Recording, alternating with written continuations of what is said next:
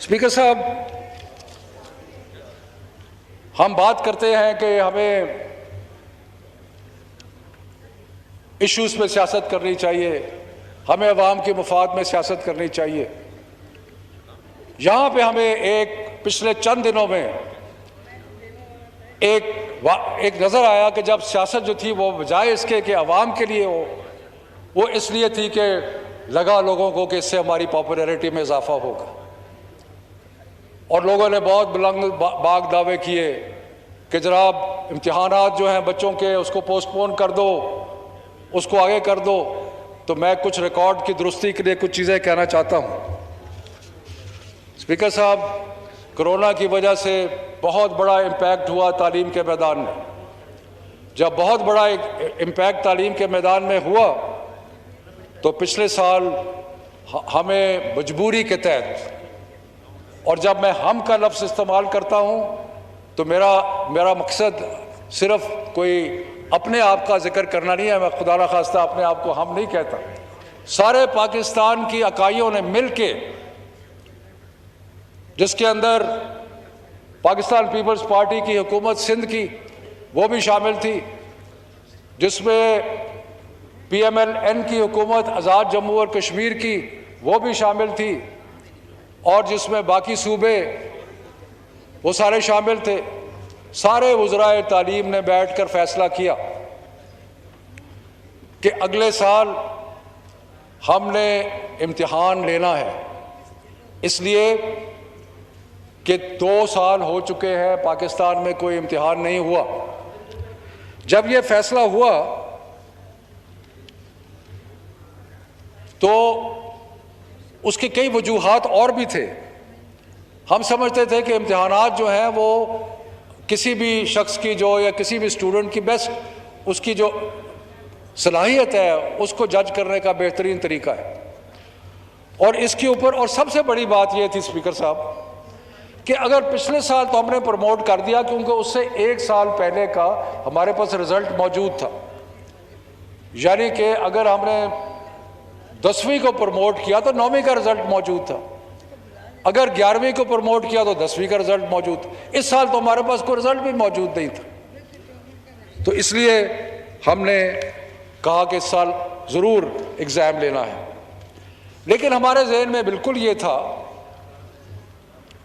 कि कोविड की वजह से बहुत ज़्यादा स्कूल और जो है वो बंद भी रहे हैं, और उनकी वजह से बच्चों को तालीम उतनी नहीं मिल सकी जितनी कि उनको मिलनी चाहिए थी। और ये सारी चीज़ें हमारे जहन में थी। लेकिन हम ये चाहते थे कि उनके लिए सहूलत पैदा करें, लेकिन इम्तिहान ज़रूर लें। इसलिए inter provincial education ministers conference यानी कि बैनुल सूबाई वज़राए तालीम की जो कॉन्फ्रेंस थी, उसने फ़ैसला किया कि जो निसाब है उसको 40 कि भाई अब हमें किस तरीके से कोविड की वजह से बच्चों को फैसिलिटेट करें। तो हमने कहा नंबर 1 हमने निसाब जो था उसको 40% कम कर दिया। उसके बाद नंबर 2 जो इम्तिहान की तारीख होती थी वो आपको स्पीकर साहब बखूबी इल्म होगा कि एंड मार्च अर्ली अप्रैल में इम्तिहानात मैट्रिक के FA FSC के हो जाते थे। हमने वो तारीखें आगे करनी शुरू की। पहले हमने मई तक उसको पोस्टपोन किया, फिर 2 जून को हमने ऐलान किया, मैंने ऐलान किया कि अब हम इसको जुलाई में लेके जा रहे हैं। ये जो 3 महीने के लिए हमने पोस्टपोनमेंट की, ये इसलिए की कि हमारे ज़हन में था कि इनको बच्चों को मज़ीद तैयारी करने का टाइम मिल जाए। और 2 जून को मैंने प्रेस कॉन्फ्रेंस की और मैंने कहा कि हम आपको अब 6 हफ्ते और दे रहे हैं और इन 6 हफ्तों में आप तैयारी कर लें। फिर यहाँ रुके नहीं, हमने ये किया कि हमने मैट्रिक के जो 8 मज़ामीन थे उनमें से 4 जो थे उनका इम्तिहान ख़त्म कर दिया। हमने कहा कि सिर्फ 4 मज़ामीन है जिस पे आप इम्तिहान दें मैट्रिक के इलेक्टिव सब्जेक्ट्स। और इसी तरह FA FSC के जो 7 मज़ामीन थे हमने कहा जी कि उसके अंदर आप 4 मज़ामीन के इम्तिहान नहीं देंगे, सिर्फ 3 मज़ामीन जो इलेक्टिव है उनके इम्तिहान देंगे। स्पीकर साहब सिलेबस रिड्यूस कर दिया, जिन पर्चों में इम्तिहान होने थे वो रिड्यूस कर दिए, टाइम तकरीबन 3 महीने और दे दिया, और बड़ी मुश्किल थी टाइम को मज़ीद एक्सटेंड करने की। वजह क्या थी? वजह ये थी कि जो इम्तिहानात और कॉलेजेस और यूनिवर्सिटी का एक साइकिल है, आपको बखूबी इस चीज़ का इल्म है कि जब रिज़ल्ट आता है FA FSC का तो उसके बाद यूनिवर्सिटीज़ में एडमिशन शुरू हो जाती है, मेडिकल कॉलेजेस में एडमिशन होती है, इंजीनियरिंग कॉलेजेस में एडमिशन होती है। जितना एग्ज़ाम लेट होता जाता है उतनी एडमिशन जो होनी है वो मुश्किल हो जाती है। तो इसलिए ये सारी चीज़ों को मद्देनज़र रखते हुए हमने जुलाई तक एग्ज़ाम को 3 महीने पोस्टपोन किया, सब्जेक्ट्स रिड्यूस किए, सिलेबस रिड्यूस किया। अब उसके बाद बेशुमार बच्चे जो थे उन्होंने कहा कि जी इससे ज़्यादा जो आपने कर दिया इससे ज़्यादा नहीं होता, सिवाय चंद एक के जिनकी ख्वाहिश नहीं होती पढ़ने की। और मैं आपको एक चीज़ बताऊं कि इम्तिहान जो है हमारा मैं तो अपने बचपन की तरफ देखता हूँ, पढ़ाई हम उस वक्त करते थे जब इम्तिहान आता था। इम्तिहान से महीना 1.5 महीना पहले बैठ के तैयारी करनी शुरू कर देनी और मेहनत करनी और उसको दिन रात करके इम्तिहान को। अगर आप इम्तिहान नहीं लेंगे तो जो लड़के थोड़ा बहुत बच्चे पढ़ते हैं वो भी नहीं पढ़ना, छोड़ देंगे। तो इसलिए ये जो इम्तिहान था इसके बहुत सारे मकासद थे जो हमारे जहन में थे, और उसमें एक मकसद ये था कि कुछ, क्योंकि तालीम का बहुत नुकसान हुआ था। उसके बाद हुआ क्या, बहुत प्रेशर, सोशल मीडिया पे ट्रेंड चलाए गए, और मुझे इंतहाई अफसोस के साथ है कि ऐसे हमारे मौजूद मेंबरान जिनसे मुझे तवक्को नहीं थी, जिनको मैं समझता हूं कि जो हालात को समझते हैं लेकिन सियासी मजबूरियों की वजह से कोई फ़ायदा उठा ले, कोई सस्ती शोहरत मिल जाएगी शायद, उसकी वजह से जिस तरीके से अब हुआ क्या है स्पीकर साहब, बलूचिस्तान का इम्तिहान ओवर हो चुका है, सिंध का इम्तिहान हो के जल्दी ख़त्म हो जाएगा, और Punjab, KP, Gilgit Baltistan, Azad Jammu and Kashmir और इस्लामाबाद में इम्तिहान जो चल रहा है। एक और फिक्शन जो थी वहाँ पे पैदा की गई, हालांकि बार बार मैंने हर तकरीर में, हर बयान में ये कहा कि ये फ़ैसला जो है ये बैनुल सूबाई वज़रा की जो कॉन्फ्रेंस है उसका है। उसकी वजह है स्पीकर साहब 30 बोर्ड है मुल्क में, उन 30 बोर्ड्स के अंदर वफाकी हुकूमत के अंदर एक बोर्ड है, बाकी सारे बोर्ड जो है वो सूबाई हुकूमतों के हैं।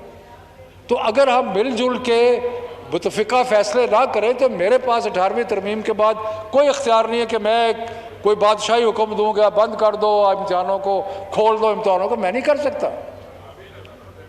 अब राजा साहब बैठे हैं यहाँ पे, जो सिंध की हुकूमत है वो सारे सिंध के बोर्ड सिंध की हुकूमत के बताया था, मैं कैसे उस हुक्म दे सकता हूँ उनको। इसलिए हमने जितने भी फैसले किए वो मुतफ़िका तौर पे किए, मिलजुल के किए, लेकिन और सियासत से बाला तर होकर किए। इसलिए मुझे अफसोस है। और फिर कहा कि जी इम्तिहान का और टाइम दे दें, खुदा का खौफ करें, 3 महीने पहले दिए, सिलेबस रिड्यूस किया, और उसके बाद सब्जेक्ट एग्ज़ाम के रिड्यूस किए कि नहीं जी 6 हफ्ते और दे दें, सिर्फ इसलिए कि शायद वो बच्चों से कोई तालियां बजवाने के लिए। ये सियासत जो है इसको मैं बड़े स्ट्रांगली पुरजोर तरीके से कंडेम करता हूँ। और एक और चीज़, तो हर 3 महीने के बाद एक सप्लीमेंट्री एग्ज़ाम होता है। मैंने ये कहा कि जी अगर आपको समझते हैं कि आपको टाइम और चाहिए तो आप सप्लीमेंट्री दे दें।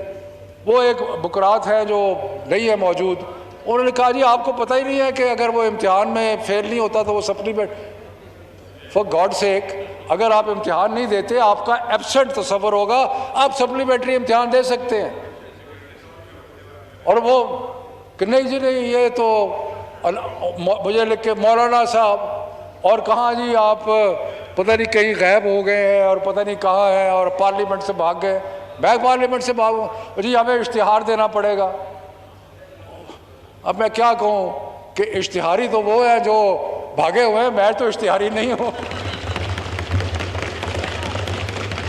जिनके इश्तिहार छप रहे हैं। सो स्पीकर साहब, अल्लाह के फजल व करम से 95% बच्चे जो है वो इम्तिहान दे रहे हैं, 95%, और ये रूटीन के मुताबिक है। इसलिए ये एग्ज़ाम का सिलसिला चलता रहेगा।